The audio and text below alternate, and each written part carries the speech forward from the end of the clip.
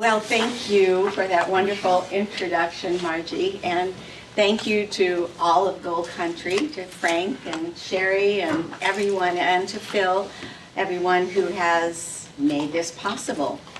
And thank you all for coming out, even though we finally have a sunny day. Yeah. It's nice to have you here, and we do have a lot of windows, so that we get a little sun anyway. Okay, sounding the metaphor is a workshop that I have put together and with the focus of metaphor.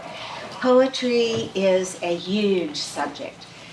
There are college courses, there are MFAs in poetry, so we can't cover everything.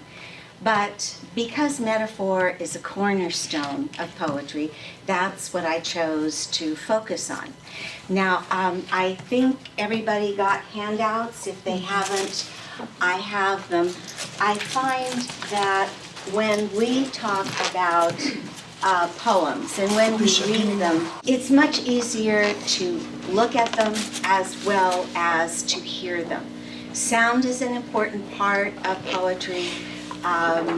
But also the visual, how the poem is laid out on the page.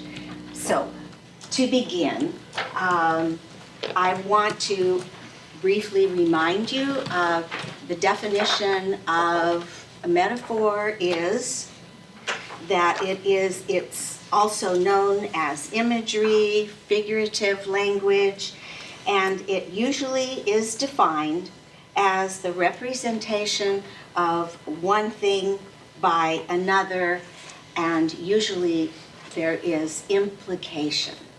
I'm going to read, as you see on your first page, part of a poem from Emily Dickinson. She is the matriarch, I think, of American poetry, and the first line really says it all. Tell all the truth, but tell it slant. And the last two lines, the truth must dazzle gradually, or every man be blind.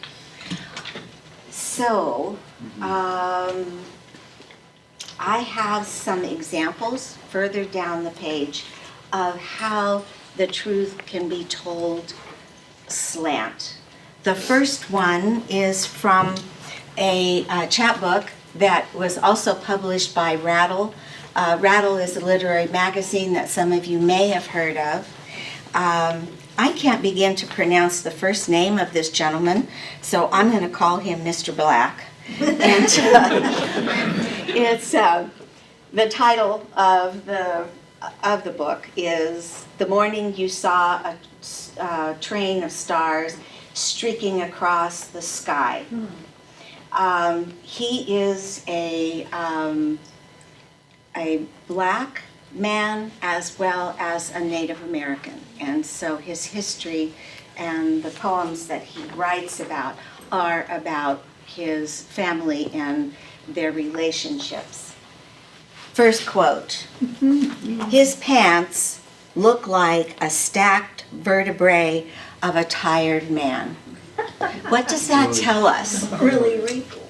I know, well, the wrinkles, but what does it tell us? What's in that? What does it mean? His pants look like a stacked vertebrae of a tired man. Not attractive. No, it's not attractive, but I beg your pardon? Worn out. Worn out, yeah, tired, rumpled. Probably he's not a bank executive, yeah. I would say that it suggests the design of the wrinkles as they go down the As leg. they go, yeah, so maybe when he took his pants off, they just dropped them on the floor and it kind of crinkled up. I don't know. But what's wonderful here is you've got some ideas. And what is a tired man? What's he look like? Yeah, stooped a little bit. So, I mean, this tells you a lot of things about the sky. Now, more of it becomes obvious when you read the entire poem. But my focus is on what's the metaphor here. Another line, which I just love, or a couple of lines, from another of his poems. My grandparents used to make me sort pinto beans. Their skin like my grandparents' skin, dark blemishes like ravines of wisdom. That's beautiful. I know, it is beautiful, and there's a wealth of information in here. First of all, we know pinto beans have kind of a dark pinkish color. Some of them are actually spotted, and as we all get older, our skin does have dark spots. That's one of the characteristics of aging that we get to claim. But the phrase I love the most is ravines of wisdom. And we're in Auburn, we're familiar with ravines. And what is a ravine? It's a depression. You start out up here, there's a depression in the earth, and then you come back up. And that is a physical explanation, but it can also be an emotional one, one based on experience that his grandparents have provided. Wisdom, wonderful thing that we can gain from our grandparents, from the senior generation, and that grandparents can give to the younger generation. What are they doing here? They're preparing food, which is nourishment for the body, but the wisdom is nourishment for the soul. Wonderful, just so much in those two lines. And then the next one, Patricia Caspers is a local. She was born and raised in Auburn, and she is the founding editor of West Trestle Review. It's a literary journal, and she has a wonderful, well, she's got several books, but this is one that I'm going to quote from. And she, anyway, well, let's go to this here. I can tell you more about her later. I would definitely recommend checking her book out at some point.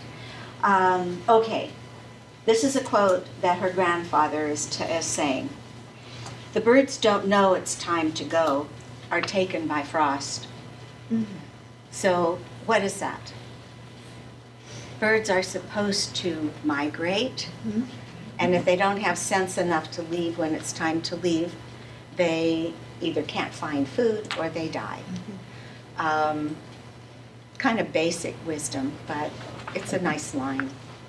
The one that really got me is the next one. "Time is still a puppy leashed to a parking meter who yaps and wags her greeting." Okay, there's loads in this. What do you think? What do you get from it? Well, there's a certain amount of insistence, or a certain amount of just ever so gently of nagging. You know, we're aware of how well we spend our time, or how much we're wasting our time, or but there's an enthusiasm that isn't all completely positive. Yeah, And yeah, the parking meter, yes, the parking meter runs out of time. it does. And you have to pay for it. Yeah. Yes. And so we pay in a lot of ways. It isn't just coins, but it's time, it's energy. And if you have a puppy, they take time and care. They need to be fed. And maybe the puppy represents children or a child. It isn't just pets that we care for over time, but children do too. You were going to say something. I saw it as time is passing me by, you're holding me back. It's the child within all of us. Yeah, it could be. Yes. There are times in our life where we want to advance and we can't. We can't because we're tied to. Yes. Yeah. Like a yappy dog, time never lets us forget that the meter is running. Yeah, there is that too. That's a good one. Yeah. You were going to say something? Very similar, because time Yeah.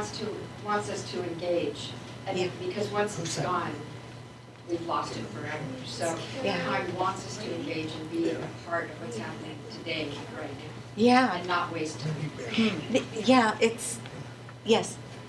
No, I just had a thought that the puppy really is all happening right, he has no knowledge of really the meter itself that is running out. He's just yapping and having fun, he's a puppy and enjoying. Yes, and wants you to engage, like our pets often do, but also our children too. Little ones that are in that puppy stage. They don't know. All they want to do is to be held and fed and loved and all those things.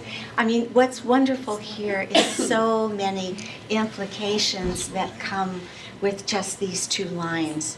And she's a brilliant poet, so if you have an opportunity, check her out. There is one other quote, and I didn't bring this book, but Allison Hawthorne Deming is a professor emeritus at the University of Arizona. She teaches creative writing. And this is a quote from her book, Rope. Now, by the way, she's written several books, so if you look her up, Rope is the one that I took this from. Okay, quote, "The poor, surrounded by suffering as a bird by its nest." Okay, what do you think?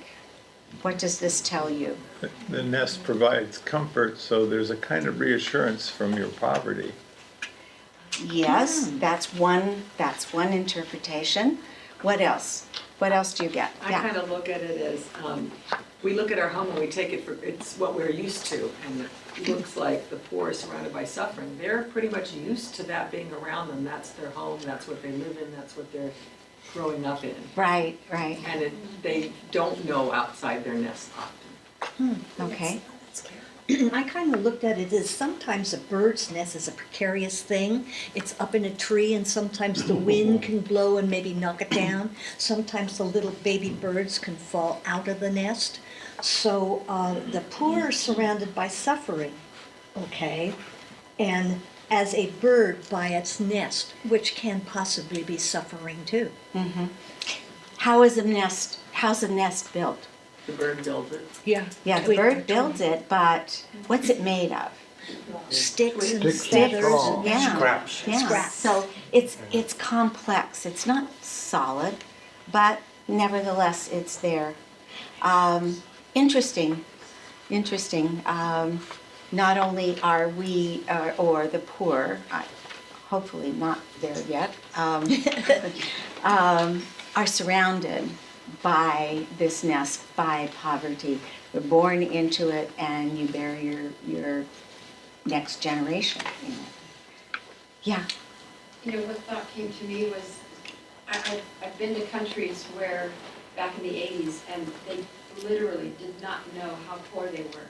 Mm-hmm. And they were very happy. They lived a life totally different from the life we lived in the United States back in the 80s. Mm-hmm. And birds are the same way. They live in their nest, that's the only home they know. Mm-hmm. And they're content. They And seem, the yeah. poor are actually surrounded by suffering, and yet they don't even know. In many cases, this is true. And I think that, again, we can gain additional information about this reading the entire poem so that we get a context in which, but the implications are wonderful. Yes? I think it also says that it takes extraordinary measures to leave. Yes. To get out of poverty requires that you, as an individual, break free and fly. You can't, and you have to get out of what you know and away from the people you know, and it's extraordinary measures. Mm-hmm. Mm-hmm. Yeah, I mean, all of these can apply depending on, again, the context of the whole poem. And talking about whole poems, I have about 5 poems. If you flip over, there's the list of them, and then I actually did print them out that we can look at. I'd like to read them, and as I read them, you can make notes. What do you catch the metaphors? what are your thoughts?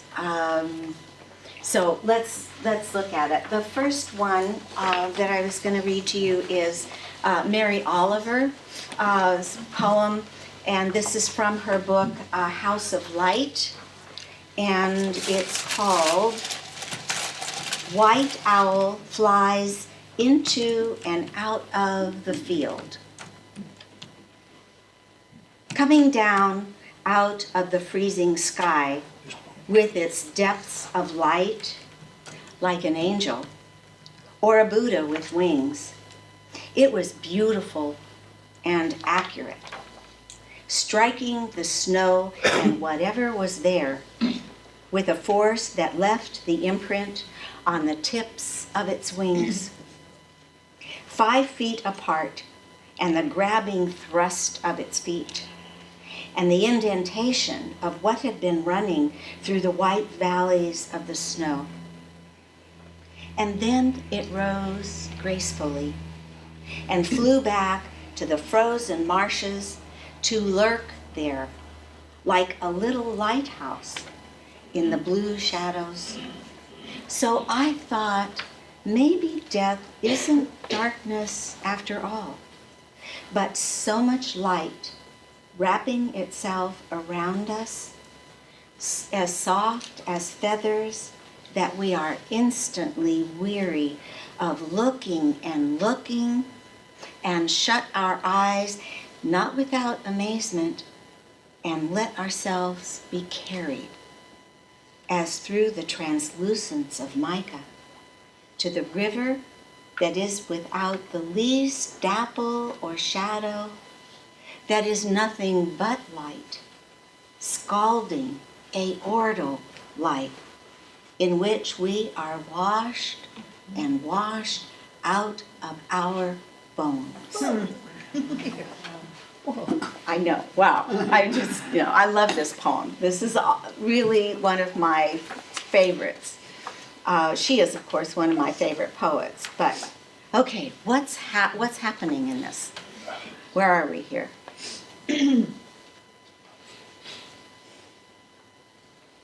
We're standing on the road less traveled, looking at the woods. There's this owl, huge. I'm sure that some of you have seen an owl, and some of you have seen the white owls and their wings. But now she's setting us up. She talks about light. She talks about an angel. So you could see where she's leading us to something beyond. There's death, although in this magical setting, it almost seems beautiful. But the death is not darkness in her mind. She's looking at this white creature that has created death, but then it becomes a lighthouse. And what's a lighthouse? What does a lighthouse do? Guidance. It's guidance. Okay, so this has opened up an idea in her about death being not so much darkness, but that it is light. And we all have heard stories about people who are dying or who have died and come back, and they talk about going into the light. But we go into this light, and this is not experience everybody has, but often enough that when you go into that light, you don't go in your body. You are washed in that light out of your bones. It's just a very beautiful way of talking about death. There's also softness. She talks about the soft, was it feathers? Yes. Yeah, it is. And we know that owls can strike. They are stealth creatures, and they go very quickly. But in this case, the softness is interesting. There's a split in whether it's a terrible thing or a good thing. Yes. The classic death is the shrouded black figure, right? Yes. With the scythe. And I think she's substituting this beautiful white owl for that image. Yes, And that's good. Saying Yeah. that isn't this dark haunted thing, but this light, bright. yes, Yeah. yes. It's wonderful. I mean, yeah, yes. I am one of those people who died and came back, and I guarantee you it is light and peace. Mm. Total, surrounded by light and peace, and it's absolutely wonderful. Oh, So that's what I take from this about how beautiful and wonderful it is. yes, it can be. Mm-hmm. Yes. Okay, we got a lot to cover because I also want to give you guys some time to do some writing. So let's move on to the next one. Philip Levine is another poet. He has since passed away, but published many books, and he's a wonderful poet, and his work is quite accessible. The one I've chosen is kind of a long poem, but it is full of imagery and interesting turns in the poem. There's also one other thing I wanted to point out is the point of view that he takes in this poem. He starts out talking about himself, I. That's the first person. And then he moves to the third person when he's talking about someone else. And then he moves to you, where he's talking to you. So he plays back and forth between first, second, and third person. Not usually, as writers, we're encouraged to keep our point of view as one. In other words, if you're going to talk about I, you stay with I, we, us. But he is such a skillful poet that he was able to play back and forth. And it works in his case. Okay, the simple truth. I bought $1.50 worth of small red potatoes, took them home, boiled them in their jackets, and ate them for dinner with a little butter and salt. Then I walked through the dried fields on the edge of town. In middle June, the light hung in the dark furrows at my feet. And in the mountains, oaks overhead, the birds were gathering for the night. The jays and mockers squawking back and forth, the finches still darting in the dusty light. The woman who sold me the potatoes was from Poland. She was someone out of my childhood, in a pink-spangled sweater and sunglasses, praising the perfection of all her fruits and vegetables at the roadside stand, and urging me to taste even the pale raw sweet corn trucked all the way, she swore, from New Jersey. Eat, eat, she said. Even if you don't, I'll say you did. Some things you know all your life. They are so simple and true. They must be said without elegance, meter, and rhyme. They must be laid on the table beside the salt shaker, the glass of water, the absence of light gathering in the shadows of picture frames. They must be naked and alone. They must stand for themselves. My friend Henri and I arrived at this together in 1965 before I went away and before he began to kill himself. And the two of us betray our love. Can you taste what I'm saying? It is onions or potatoes, a pinch of simple salt, the wealth of melting butter. It is obvious. It stays in the back of your throat like a truth you never uttered because the time was always wrong. It stays there for the rest of your life, unspoken, made of that dirt we call earth, the metal we call salt, in a form we have no words for, and you live on it. Oh. also have music to go with that. All right, what's going on here? What do you think? What do you see? What's the, anybody? Yeah. Of course, I'm taking a stand up, but it's, we sit and we look outward at all the big things in life and we'll forget the simple things, the rich taste of butter and the metallic taste of salt, or a sip of coffee, and find the joy and the beauty in that. Mm-hmm. Yeah. Potatoes or onions, a very simple meal. Yes? I hear regret of the big things he didn't say or do, Yes. or the relationships perhaps he didn't have. Right. And he's trying to say that simply. But actually, this is not a simple poem. And the way he says it is anything but simple. It's really quite complex and beautiful and sad.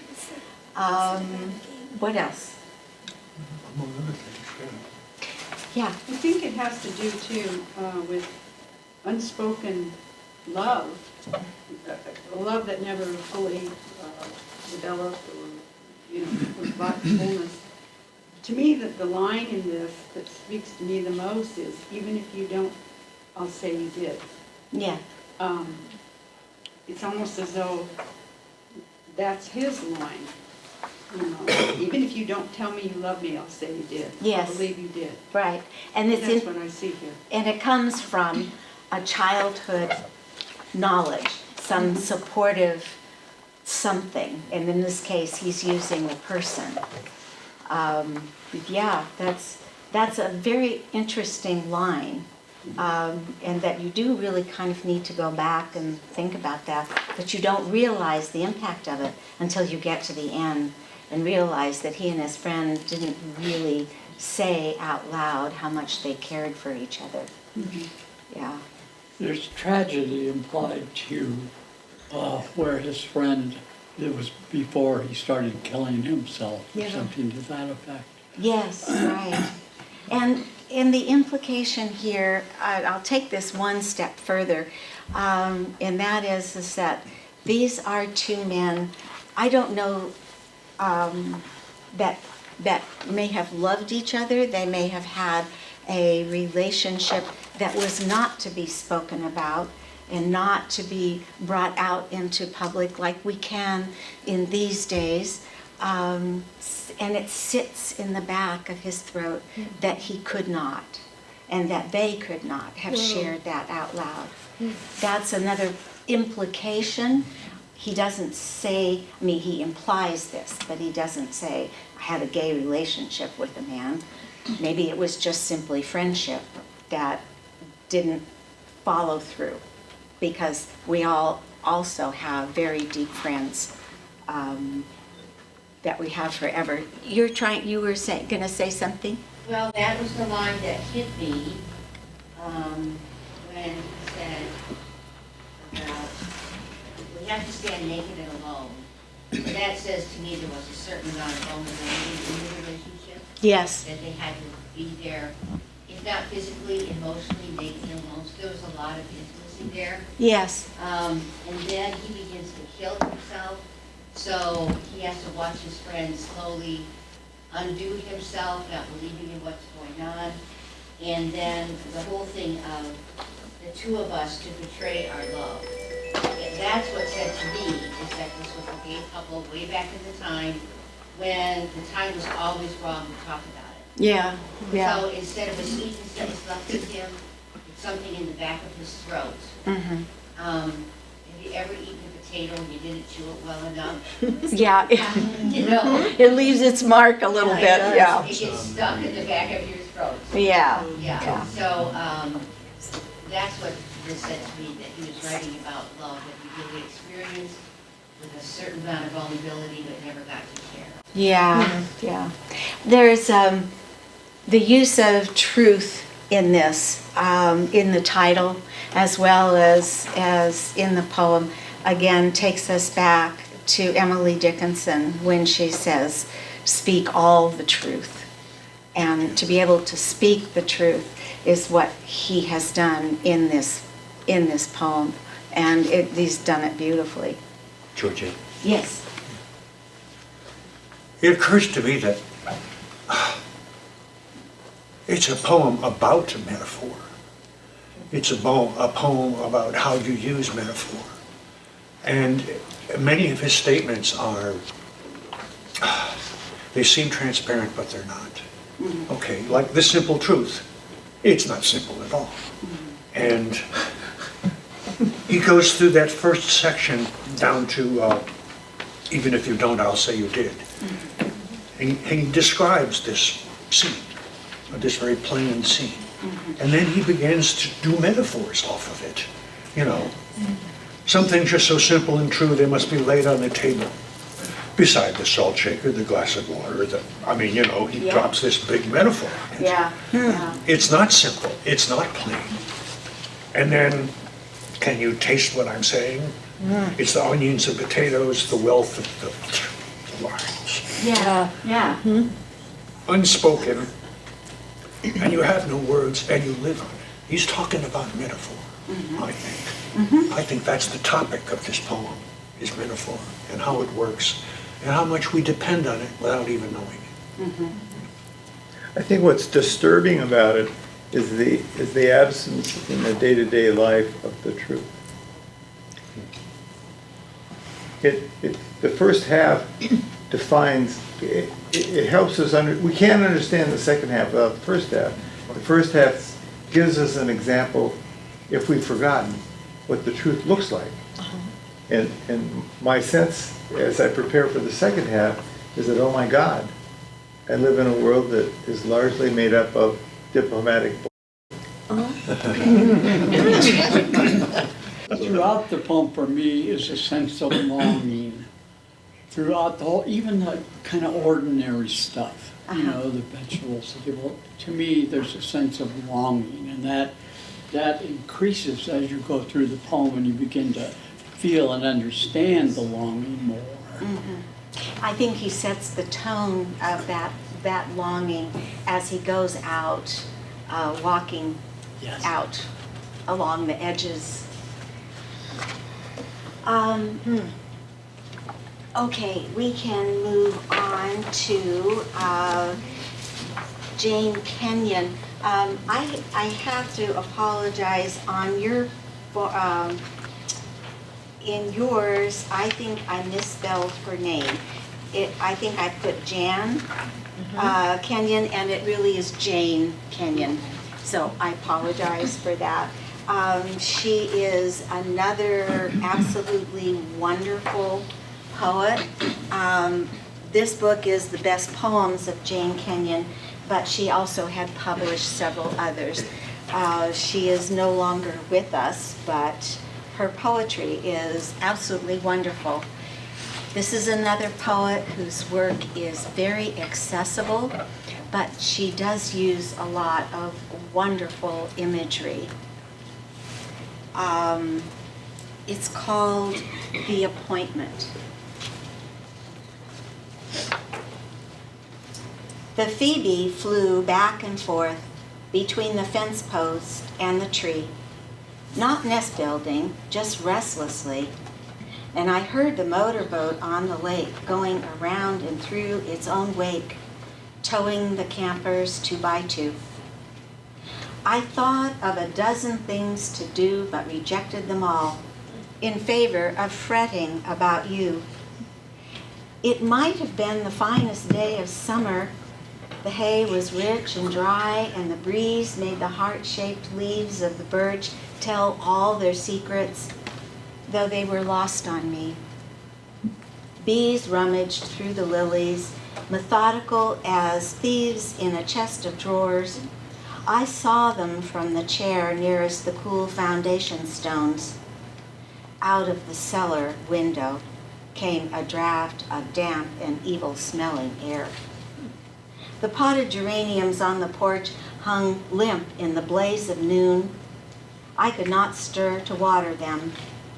If you had turned into the drive just then, even with cheerful news, I doubt I could have heard what you had to say.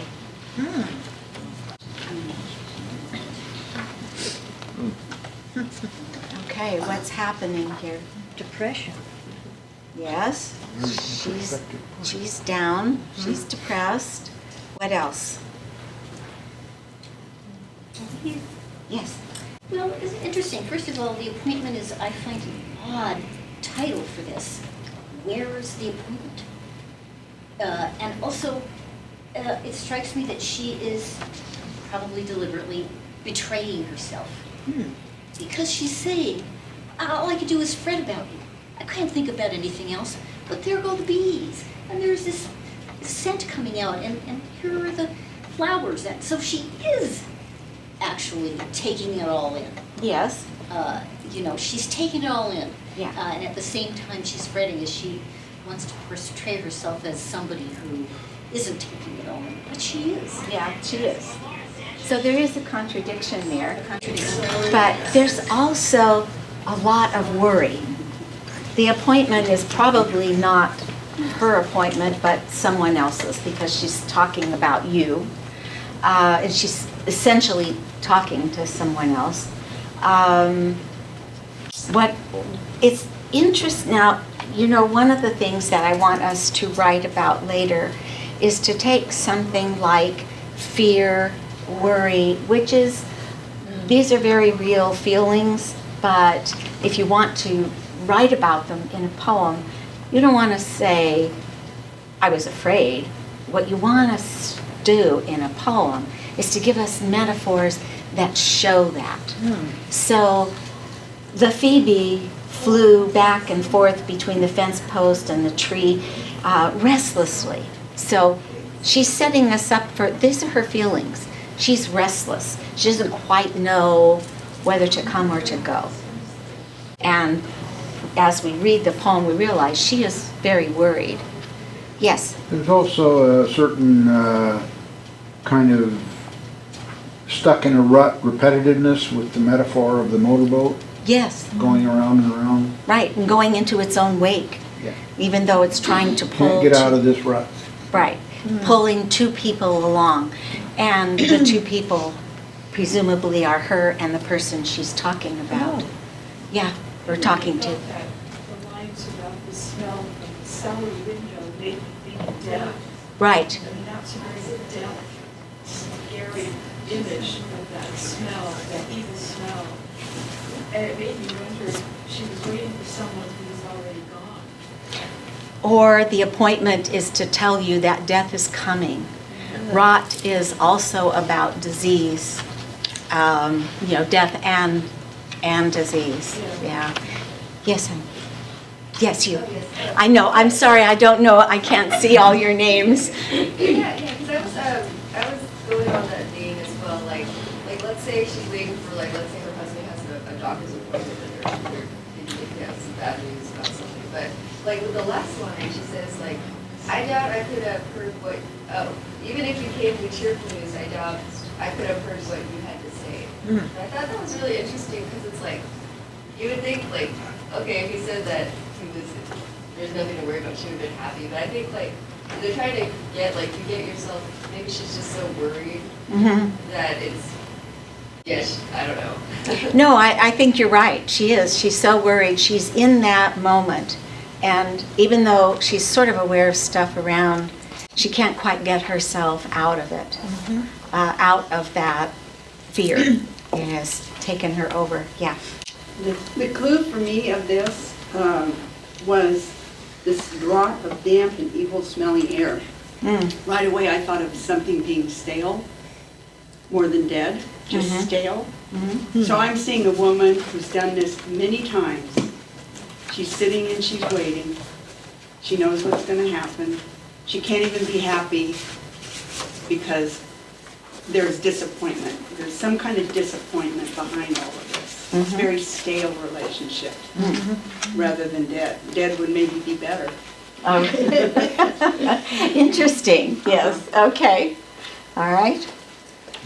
I have something, may not necessarily be metaphor, but I really liked in the second stanza, is that what it's called? Yes. The breeze-made heart-shaped leaves of the birch tell all their secrets. I guess you'd call that implication, because what the reader gets is the sound of the leaves. But the author is adding an extra layer of these leaves have stories to tell. I thought that was really kind of neat. Yeah, I think it is, and that was one that caught me, too. I was thinking about it, and one of the things I can see in that is, you know, the breeze is a common term that we use. It can mean all kinds of things. Wind comes and goes, there's changes, you know, change on the wind, that sort of thing. So in this case, I mean, well, sometimes when you have leaves that move, they quiver, which can be fear or a metaphor for fear, but at the same time, they can also be a sound, a soft, soothing sound. They can be change. There can be messages. And in this case, I think she is hearing, or she's saying, by saying, tell all their secrets, that there are messages there. But she's too distraught to take them in, figure it out. Anyway, it's yeah, lots of implications here. Yes. Let me just say, she's obviously speaking about herself. It's a really personal poem. And to go back to the title, I saw that a little bit differently. I saw her, she's saying she has an appointment. This is an appointment for this moment in her life. She is appointed to it. Perhaps. Yeah, and that's interesting, is that the titles in poems are supposed to help us or sort of set the tone. And in this case, I think you caught perhaps the meaning of the appointment, that this is her appointment, possibly. Okay, we can move on to the next. I want to make sure we get enough time here. I'm going to save mine for the end. The villanelle is one that I just wanted to mention. This is a form poem, and there are a number of different form poems. There's also the Pantoum, which some of you may be aware of. This villanelle is more like a song, and as you probably know, many of our songwriters are poets, and they just happen to also be musicians, so they can put music to what they have to say. This one is by Dylan Thomas, and he wrote this as his father was dying. He was about to lose his father. It's a very strong poem, and it's fairly common. I think many of you may have heard it, or at least you may be familiar with his line, "Do not go gentle into that good night." But as we look at the repetition, there's also rhyming that goes into this, and some of his images are really quite strong. So, do not go gentle into that good night. Old age should burn and rave at close of day. Rage, rage against the dying of the light. Though wise men at their end know dark is right, because their words had forked no lightning, they do not go gentle into that good night. Good men, the last wave by, crying how bright their frail deeds might have danced in a green bay. Rage, rage against the dying of the light. Wild men who caught and sang the sun in flight and learned too late they grieved it on its way. Do not go gentle into that good night. Grave men near death who see with blinding sight. Blind eyes could blaze like meteors and be gay. Rage, rage against the dying of the light. And you, my Father, there on the sad height, curse, bless me now with your fierce tears, I pray. Do not go gentle into that good night. Rage, rage against the dying of the light. It's a wonderful poem, and it has been read on the radio and various places. Very powerful. But look at the images that, I mean, who are these people that he is talking about? What have they done? People who have not been very successful. Their words had forked no lightning. In other words, they haven't written much of anything. They haven't done much of anything, but they still rage. They still fight for life. That's what he's talking about. Even people who think their deeds are great. Same thing. They don't, he's saying, these people don't give up, you don't give up. I wonder if it was these people or if it was his father. His father was dying, correct? I wonder if it was about him. I think it is. Yeah. I think it is. Yeah, very much so. Yeah.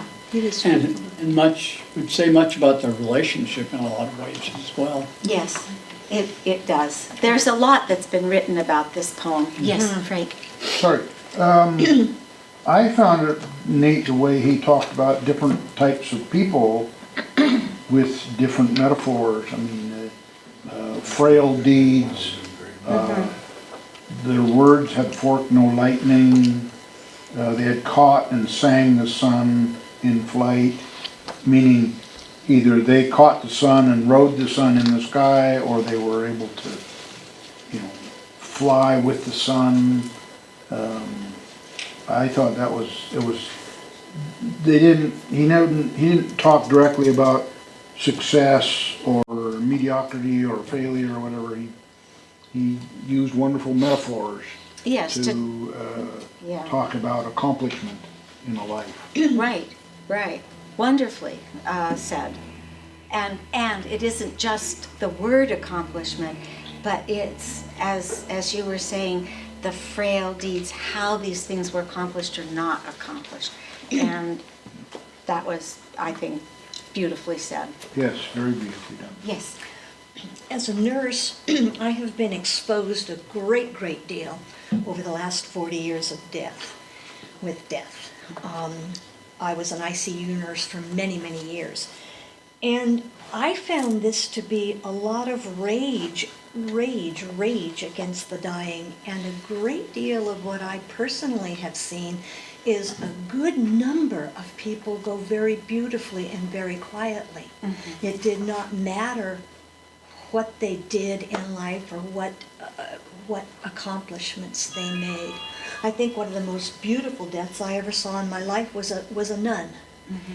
And you can imagine the beauty that she must have lived in through her years. Mm-hmm. And I kind of think that I agree with you totally. This reflects this gentleman's view of possible death and how people die, rather than seeing, that a lot of people don't really see, a broad scope of people who do die. Yeah, this is not the poem. I think this poem is about one kind of dying, and the focus is his father. Okay. My sense is that there are as many ways to die as there are blades of grass. Yeah. Depends so much on the individual person, and in this case, he's focusing on his dad. Yes. I got the imagery that he is focusing on his dad, telling his dad, fight against this. It's his grief. The son telling him, keep going, Dad. Everybody else fights for death, fights to keep alive. You can too. Yeah. And it's more of his plea to his father to fight to stay alive. Yes, his plea to his father, but also his anger that he's losing his dad. I mean, this is, as we all have lost people that we love, there is that, please don't go, but there's also, damn it, don't you do that. Don't leave me here. I'm sorry about the language, but anyway. I don't know how many bleeps we could get away with. Okay. Yes, Frank. This is just a speculation, but I think that this may be partly about himself. And it's in the line that he uses the most, rage against the dying of the light. That could be, he's talking about, he's a creative person and he doesn't want to stop being creative. He doesn't want to stop living and creating. So he's saying, you know, fight going away. There's too much to do yet. You know. So I think it's partly he's talking about himself as much as he's talking about his father. Yeah, I agree. I think too, he's using light in a very different way than Mary Oliver is using light. In this case, this is the light that's a beautiful place to go. And in his case, it's like, don't give up because light is being alive. Yeah. Anyway, yeah. Yes, Ann. That word rage appears a number of times. That's a very strong emotion. Yes. And outrage. This cannot happen. Right, You can yeah. hear, this cannot be. Right, yes. Physically show that you just cannot go along with this. Yeah, no, I do think so. This rage is as much his toward what's happening as well as toward his father. Yeah. It's a young man's poem.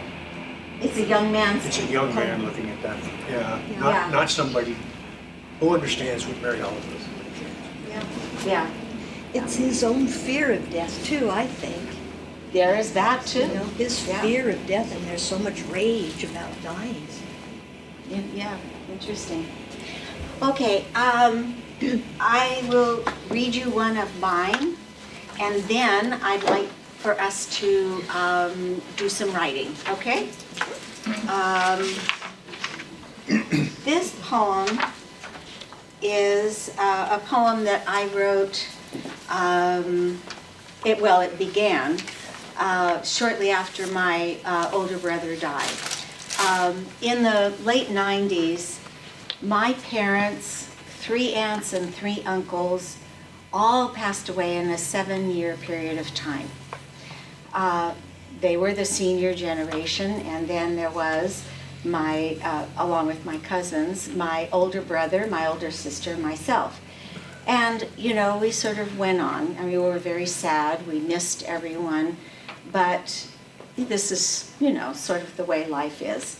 But when my brother died, this is a sibling. And I think my sister and I really, at that point, had a level of grief that we hadn't had before. By the time he died, she and I both had grown children who had married. We had grandchildren. So we were definitely the senior generation. Okay, succession. I think I'll just read it from this one.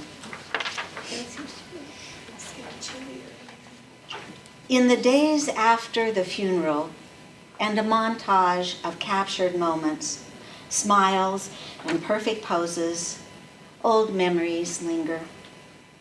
Clouds come and go like phases of grief, some benign, others moisture-laden and dark with a sense of the ominous. My sister and I must find a new arrangement. We are now matriarchs who sound the depths of how to live this next phase, as if truths reside in a turquoise pool where water reflects the sky. Stillness becomes an art we must create, in spite of our need for physical presence, tuned to the slow beats of a heart, and the breath in, then out, while the mind rests on a single item. Perhaps a rose. Its modulate colors deepen from stem to petal edge. Thorns a lighter hue to catch our attention. Warn us of their potential pain. We may admire, but not touch. For this is a process, is acceptance determined by will.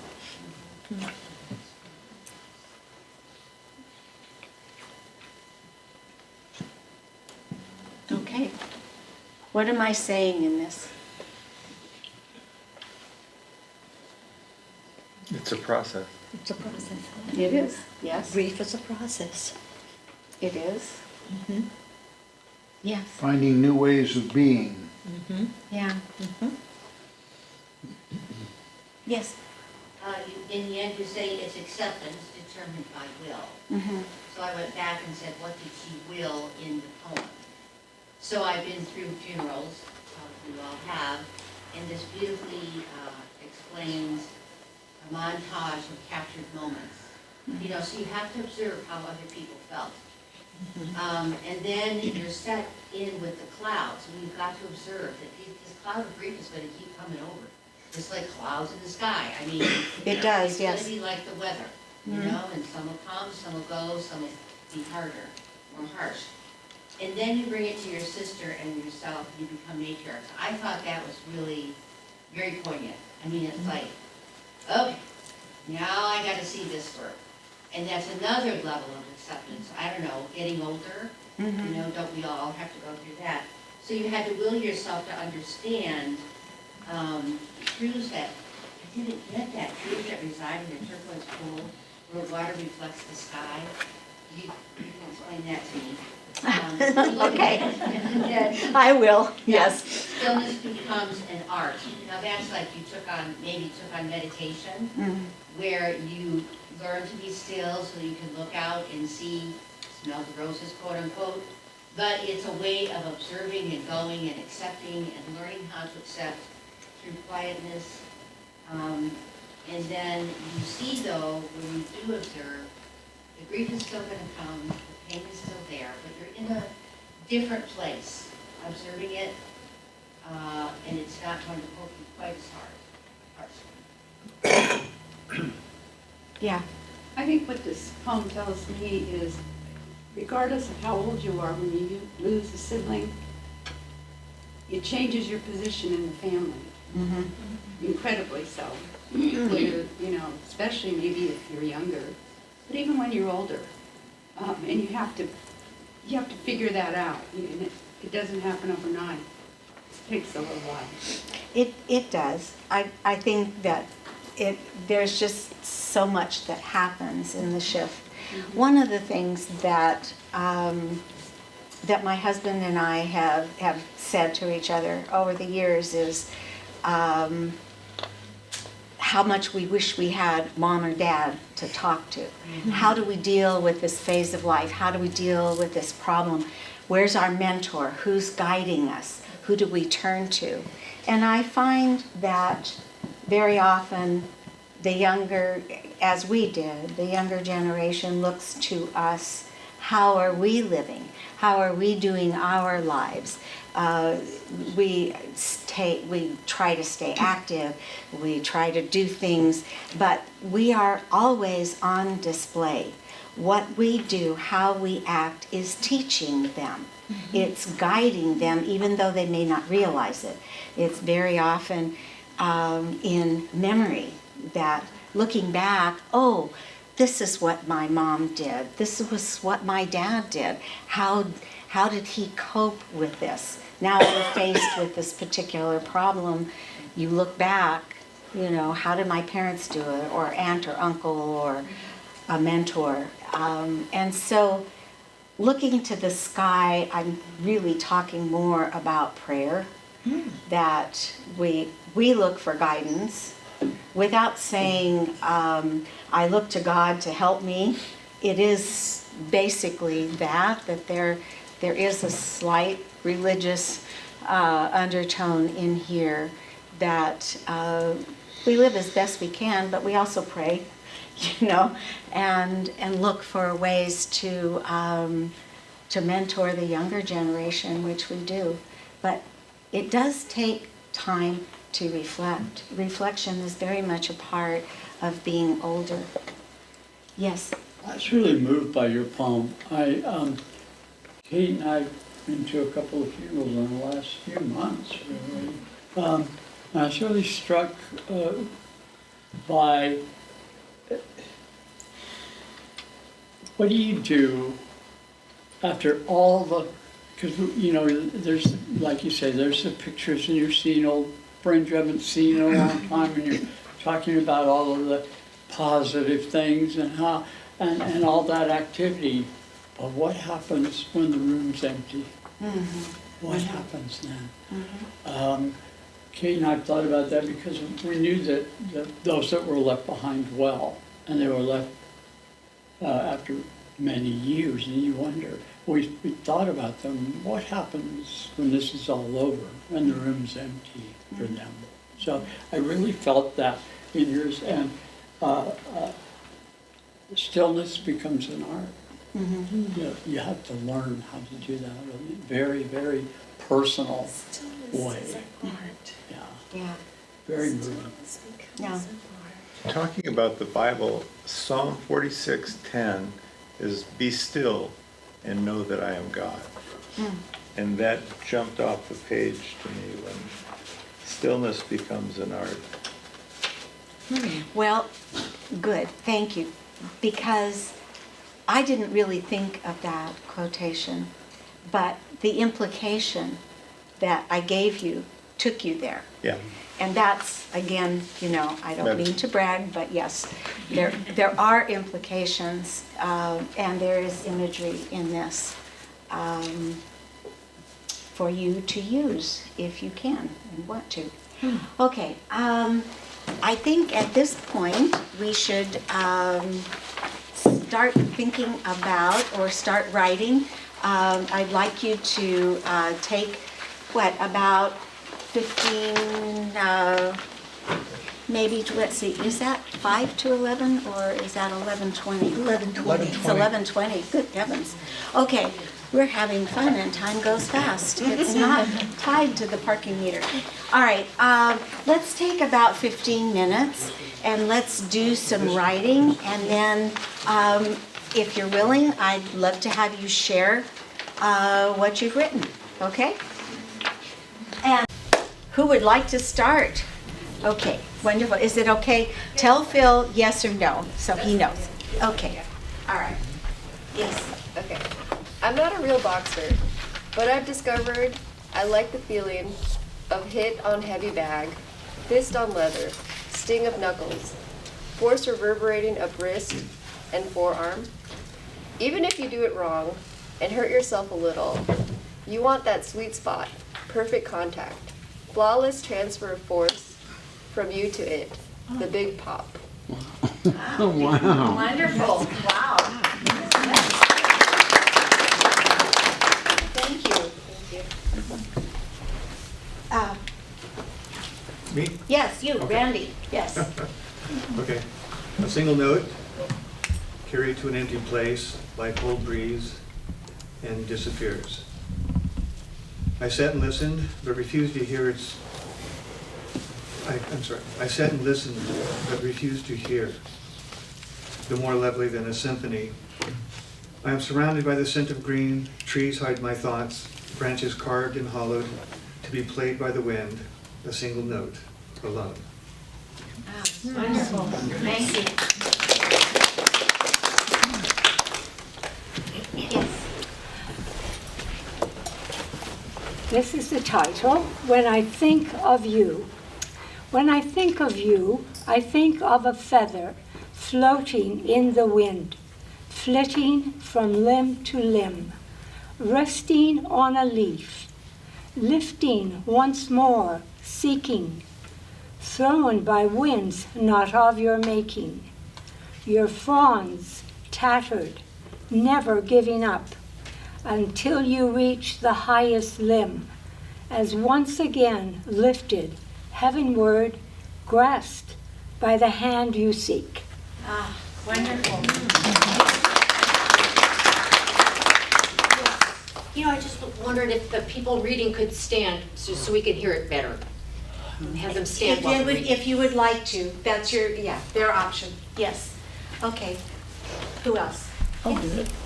I don't want to stand really, but I'll try No, that's to, okay. I'll try to speak Yeah. loudly. From above, a gull glides crying, and we look for a shore where once we landed. The cliff there is white, like the spray from the tides of our time together. The weather had changed. The gull still glides above white cliffs, crying.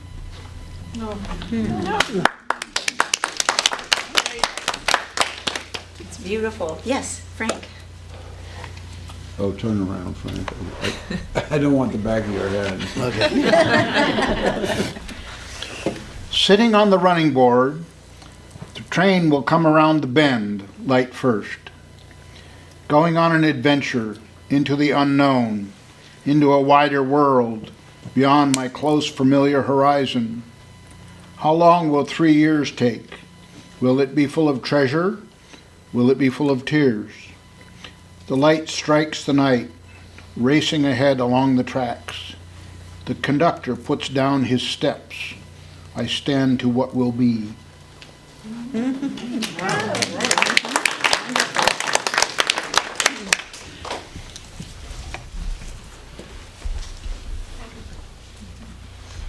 The electric company evident along our highways and streets, cherry pickers poised to rise into the trees, onto the poles, to recover the heat and light taken by the storms. Dinosaur trucks bring us back to modern times.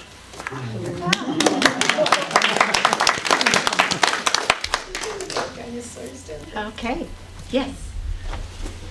Thorns of anticipation puncture my awareness. The dreaded dimmer switch attacks him without warning or permission.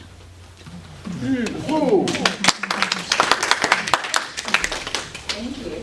Brevity is the soul of wisdom. Yes, I suppose it is. Say that out loud. That was good, Frank. Not mine. No, Brevity is the soul of wit. brevity is the soul of wit. Wonderful. Thank you. Anyone else? Mine. Yes. It's not me, this fog, this mist I seem to be digging through. Once carefree, now a slave to this burden.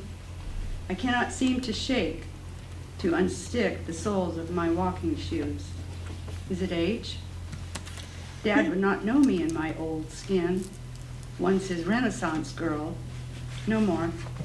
Sorry, Dad. Sorry to disappoint. Gosh, this is great. You guys are doing great stuff here. Yes.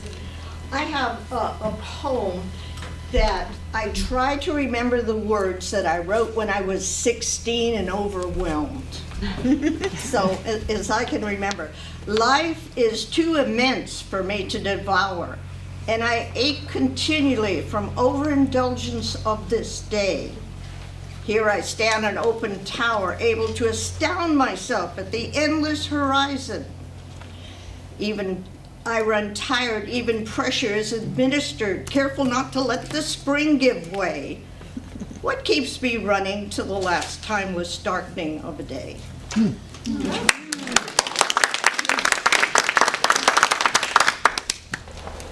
Yes. I titled this Intentionality. The old oak stands crippled by time and weather, branches felled by wind, bark compromised by birds, wood eaten by the living who feast on the dying. Squirrels make their home in its rotted out trunk. Babies are born, young are fed, and grow. They find home for themselves in its vastness. New young branches sprout from what remains of life. Birds nest, shade cools, life goes on intentionally.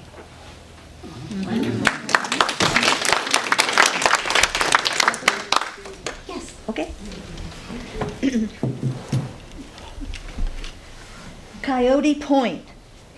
She was 5 years old, feeling the crunching sand between her toes, enjoying the smell of the salt water, the sound of screeching seagulls. Green shovel in hand, she filled her small red pail, scoop by scoop, with little sand crabs, their tiny claws opening and closing, their eyes darkening, not understanding what was happening to them. She would take them home, give the little crabs a better life. The wind picked up. It roared about her. The water slapped along the shoreline. She became frightened. She stopped her saving mission, running to her father. The father, the crabs, and she went home.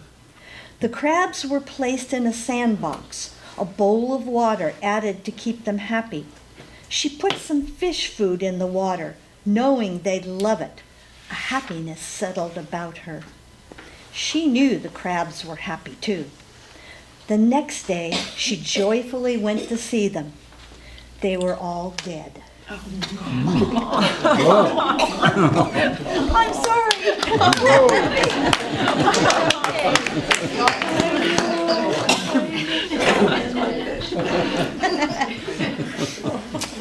On that note.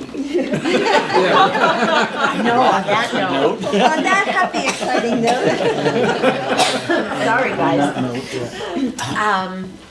Okay.